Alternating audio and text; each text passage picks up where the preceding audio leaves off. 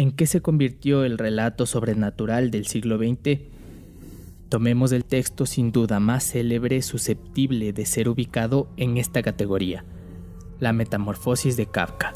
El acontecimiento sobrenatural aparece ya desde la primera frase del texto. Al despertar Gregorio Samsa, una mañana, tras un sueño intranquilo, encontróse en su cama convertido en un monstruoso insecto. Aparecen luego en el texto algunas breves indicaciones de una posible vacilación.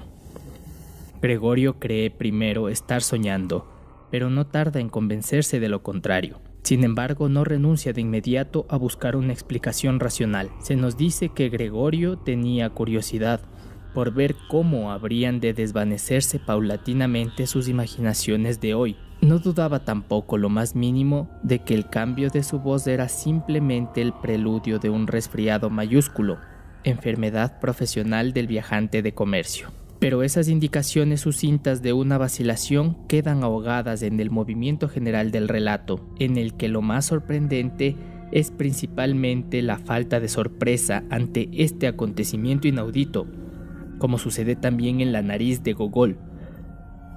Nunca nos asombraremos lo suficiente de esta falta de asombro, decía Camus refiriéndose a Kafka.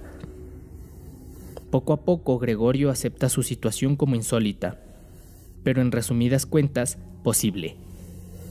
Cuando el gerente de la casa donde trabaja viene a buscarlo, Gregorio se siente tan fastidiado que intentó imaginar que al principal pudiera sucederle algún día lo mismo que hoy a él, posibilidad por cierto muy admisible.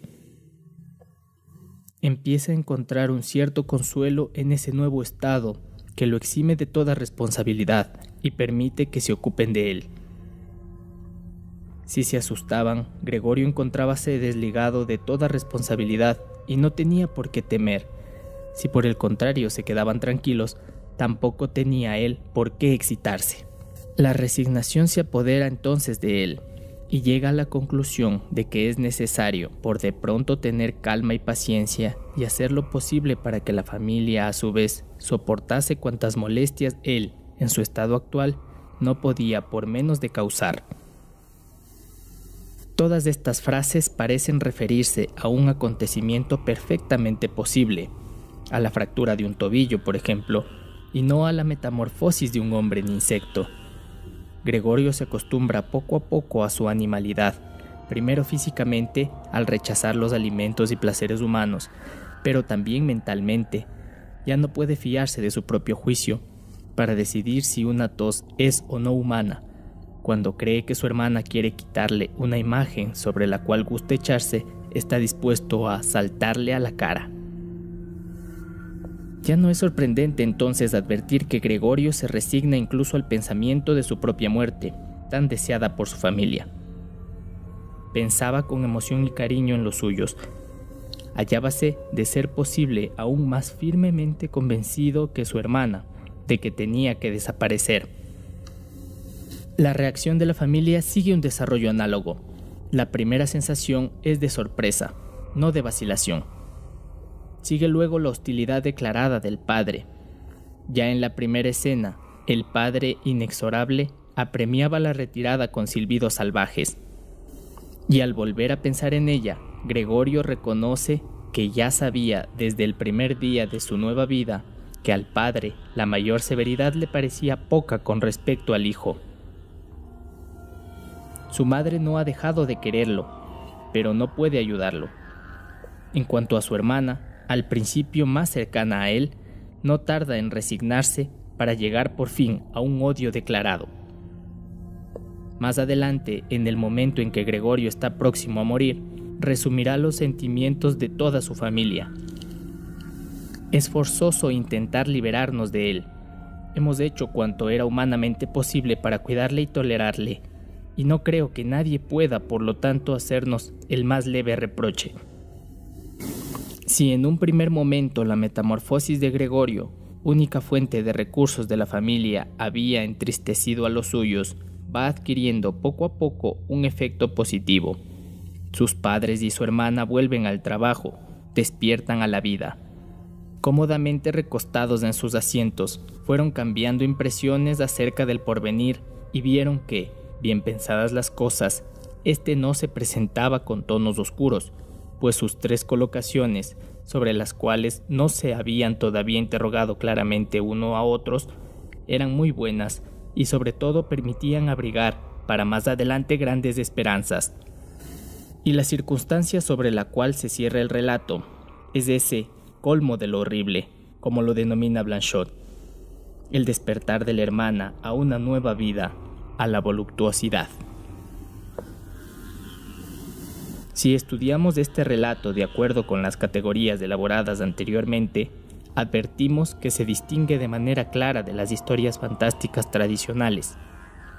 En primer lugar, el acontecimiento extraño no aparece luego de una serie de indicaciones indirectas, como el pináculo de una gradación, sino que está contenido en la primera frase.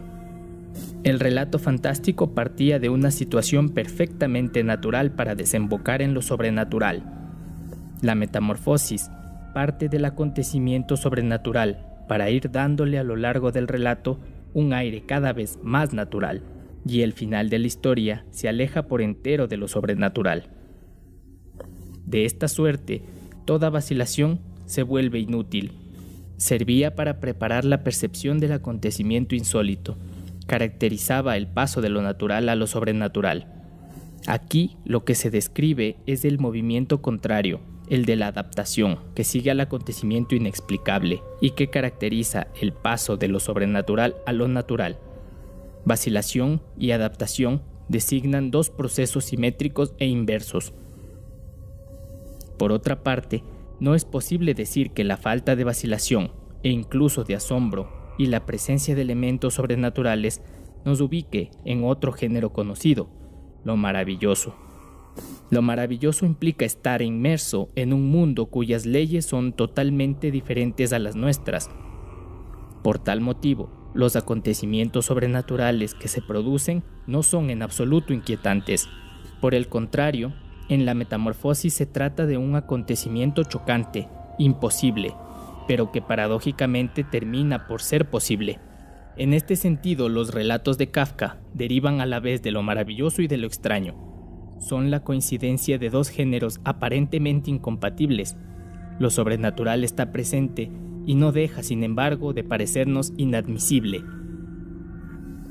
A primera vista, nos sentimos tentados de atribuir un sentido alegórico a la metamorfosis, pero en cuanto tratamos de precisar ese sentido, tropezamos con un fenómeno muy similar al que se ha señalado con respecto de La nariz de Gogol. La semejanza de los 2 relatos no se limita a esto, como lo señaló recientemente Viktor Ehrlich. No hay duda de que es posible proponer diversas interpretaciones alegóricas del texto, pero este no ofrece ninguna indicación explícita que confirme alguna de ellas. Como a menudo se dijo a propósito de Kafka, sus relatos deben, ante todo, ser leídos en tantos relatos a nivel literal. El acontecimiento en la metamorfosis es tan real como cualquier otro acontecimiento literario.